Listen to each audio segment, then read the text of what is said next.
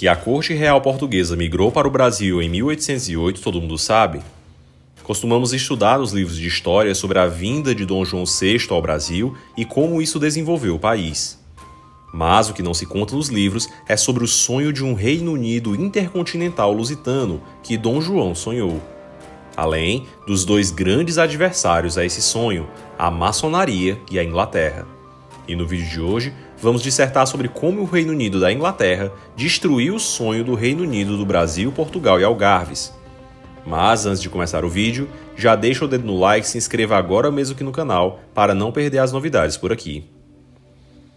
A chegada ao Brasil por parte da corte de Dona Maria I e do príncipe regente João alteraram significativamente o panorama no território brasileiro.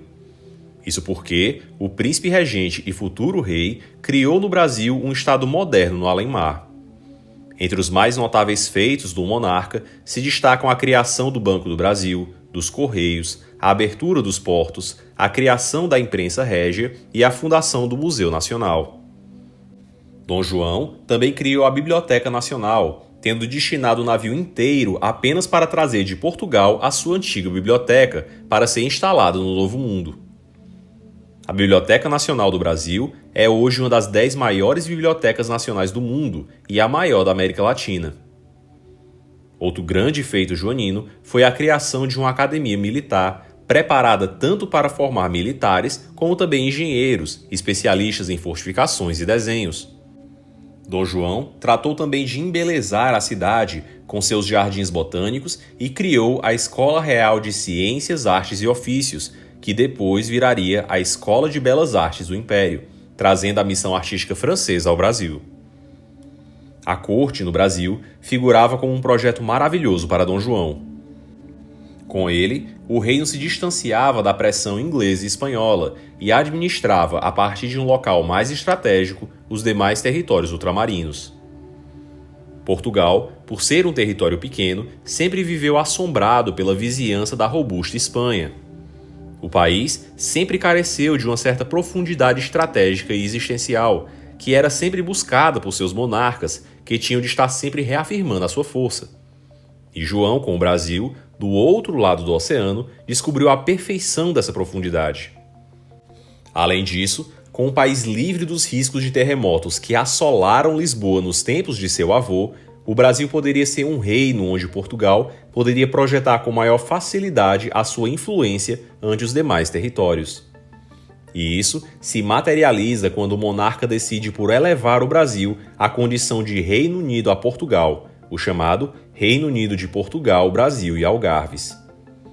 O sonho de Dom João VI era o de criar uma espécie de monarquia dual. Nela, o Brasil continuaria um reino, conforme estabelecido por ele, e onde o príncipe regente poderia auxiliar na administração antes de chegar ao trono de todo o império. Assim, Portugal assegurava uma base continental para a expansão de sua influência no ultramar. O Brasil não seria uma colônia como as inglesas ou um vice-reino como os espanhóis, mas um reino próprio, administrado diretamente pelo herdeiro da Casa Real em uma sede no próprio reino e sob a tutela do monarca português. Além de algo benéfico para o país, o plano joanino assegurava que os futuros monarcas portugueses pudessem ter uma experiência prévia de governança e assuntos de Estado antes de chegar ao posto de chefe máximo do Império Ultramarino. No entanto, esse sonho joanino não duraria muito. O sucesso da Revolução Liberal do Porto, orquestrada pelos maçons em Portugal, obrigou o rei a voltar à Europa. E lá, iniciou-se uma intensa movimentação política por parte das cortes de Lisboa no sentido de restringir os privilégios do Brasil. Durante as Cortes Gerais, que promulgaram a Constituição de 1822, os deputados portugueses procuraram meios para isolar e sabotar a delegação brasileira que para lá se dirigia. Primeiramente, por forçarem o rei a jurar de antemão as bases da Constituição que ainda estava a ser redigida, submetendo o país a uma monarquia constitucional. Os maçons portugueses queriam o retorno do Brasil à condição de província, submissos a Lisboa e não mais a qualquer tipo de governo, mesmo administrativo, no Rio de Janeiro. Além disso, a comissão de brasileiros enviada a Lisboa foi sumariamente desprezada e desrespeitada pelos parlamentares portugueses, gerando inflamações de ambos os lados e acentuando as intrigas. A partir de então, passaram as Cortes de Lisboa a criar decretos e leis que cerceavam a autonomia das províncias ultramarinas portuguesas, buscando um regresso forçado e constitucional a um status pré-joanino. Estava quase perfeitamente orquestrado o desastre.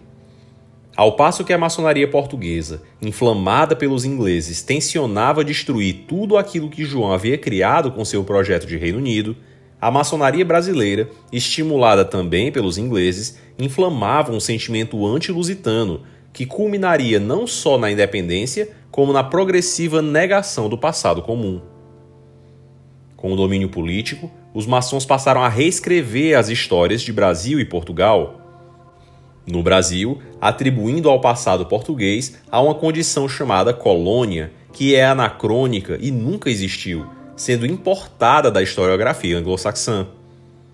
O Brasil foi uma província, um estado, um vice-reino, um principado e, por fim, um reino próprio integrado a Portugal. E os brasileiros, sendo homens livres, eram tão portugueses quanto os de Portugal. Tinham os mesmos direitos, estudavam nas mesmas instituições e muitos brasileiros participaram da história ultramarina portuguesa, como mencionamos brevemente nesse vídeo aqui no canal. Mas o termo colônia foi introduzido para estigmatizar o período da América Portuguesa, sendo ainda hoje usado nos livros de história brasileiros. Quando estudamos a história, por exemplo, do padre André Couto Godinho, podemos nos escandalizar sobre como um padre brasileiro negro estudou em Coimbra, foi missionário na África Portuguesa e virou até mesmo confessor da rainha de Portugal, Mariana de Bourbon. Mas, para um homem livre nascido no Brasil, esse feito era, na verdade, algo comum, já que, sendo livre, era tão português quanto os peninsulares. Já em Portugal, a história da monarquia tradicional ibérica foi reescrita para ser chamado todo o período pré-constitucional de absolutismo, um termo completamente alheio ao tradicional sistema de cortes existentes e de respeito às legislações tradicionais e municipais vigentes no reino. Assim, com o passado reescrito, o ápice da história, tanto em Portugal como no Brasil, seria justamente aquele, o da supremacia das maravilhosas constituições portuguesas e brasileiras contra a tirania da coroa. Isso sem perceber que, na verdade, se ocorreu a independência do Brasil, não foi contra a tirania da coroa, e sim contra a tirania das cortes portuguesas inflamadas contra a coroa lusitana. Literalmente, contra a tirania do constitucionalismo maçônico português, que queria na prática retirar do Brasil o status de reino recém-conquistado e com a qual acostumara-se tão bem. E essas dissensões seriam o início da derrocada. E, antes de separar o reino, os liberais souberam separar uma família. Quando Dom João parte a Portugal, deixa Pedro como príncipe regente do Brasil. O príncipe, estando no Brasil, poderia sufocar as revoltas potencialmente independentistas. Mas Dom João, a despeito da sua astúcia, não compreendeu bem o caráter do primogênito que usurpou o trono do Brasil. Ele julgava um rapaz sentimental que tinha a força do avô espanhol, a devassidão do tetravô português e a ingenuidade em coisas de Estado típica dos Braganças. Ignorava João que Dom Pedro fez amizade com os oficiais da tropa, principalmente Jorge de Áviles, e que tinha conhecido em Santo Antônio o Frei Sampaio, um eloquente e espirituoso frade que lhe falava das ideias francesas. Pedro, curiosamente, dedicava a Napoleão uma escandalosa admiração, esquecido de que o comandante francês tinha perseguido a sua própria família, destronado seu avô, ridicularizado seu tio e que tinha varrido a sua pátria com as suas cavalarias. Dom Pedro tinha ideias mais voltadas ao constitucionalismo e aos liberais que ao tradicionalismo de seu pai. O príncipe nunca havia sido educado para governar e anteriormente jamais recebeu permissão para participar dos assuntos de Estado. O papel que seria seu direito de nascimento era na verdade exercido por sua irmã mais velha, Maria Teresa. João confiava nela para os conselhos e inclusive a fez membro do Conselho do Estado. E curiosamente, as últimas palavras de Dom João antes de voltar a Portugal foram recheadas de lágrimas. Isso já agora não tem remédio. A providência que tão maravilhosamente tem protegido a monarquia portuguesa é só ela quem a pode salvar, somente Deus. O desmantelamento da monarquia começara pela separação do Brasil como ele previu, mas certamente não esperava que viesse da forma como foi, ou pior, que fosse sustentada por seu filho. Em 1822, Dom Pedro declara a independência do Brasil às margens do Ipiranga. E, curiosamente, entre os principais apoiadores da independência do maior território ultramarino lusitano, figurava justamente a suposta aliada de Portugal, a Inglaterra.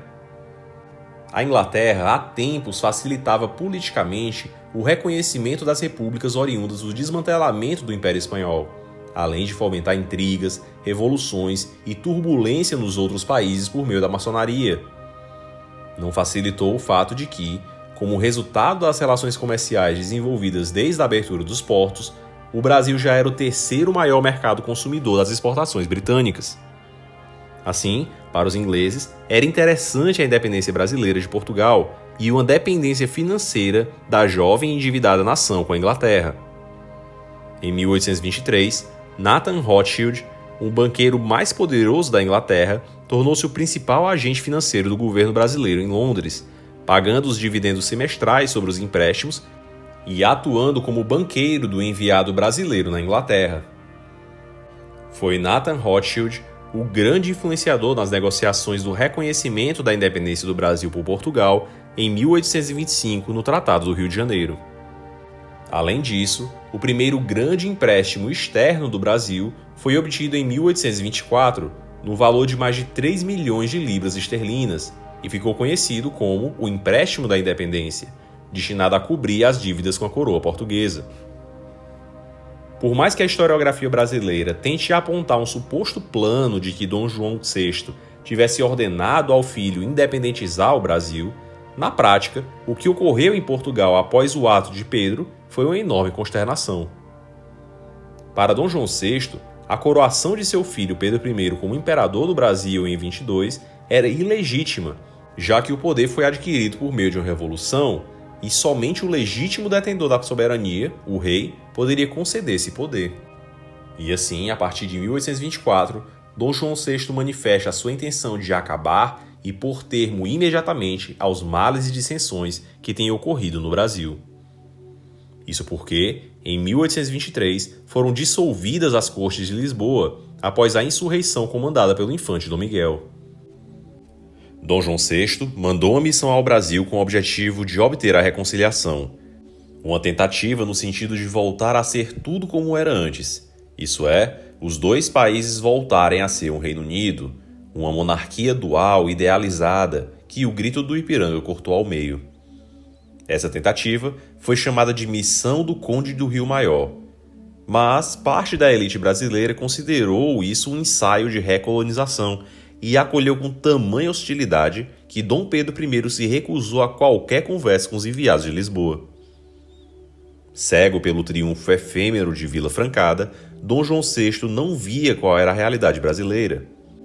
Até que chegou do Rio de Janeiro, deportado pela guarnição portuguesa, o Conde dos Arcos. Marcos de Noronha e Brito foi vice-rei do Brasil e teve um importante papel no Reino Unido de Dom João, sendo o sufocador da Revolução Pernambucana de 1817. O conde desembarcou em Lisboa completamente desiludido, pedindo em tons quase fúnebres que suspendessem qualquer represália e evitassem a luta contra o Brasil. Não havia mais como impedir a emancipação do país. Por mais que essa afirmação do conde fosse recebida com espanto e indignação por Dom Miguel e por vários membros da corte, Dom João entendeu de forma perspicaz que realmente já não havia mais o que se fazer. O rei, mesmo visando recuperar o seu sonho, era dotado de um incrível bom senso para atuar devidamente. Dom João se convenceu que Portugal não tinha mais condições de reconquistar o Brasil pelas forças militares. E por mais que o infante Dom Miguel e seus apoiadores defendessem expedições de reconquista ao Brasil, Dom João passou a defender que seria importante procurar a prosperidade geral e assegurar a existência política tanto do Reino de Portugal e Algarves como do Reino do Brasil.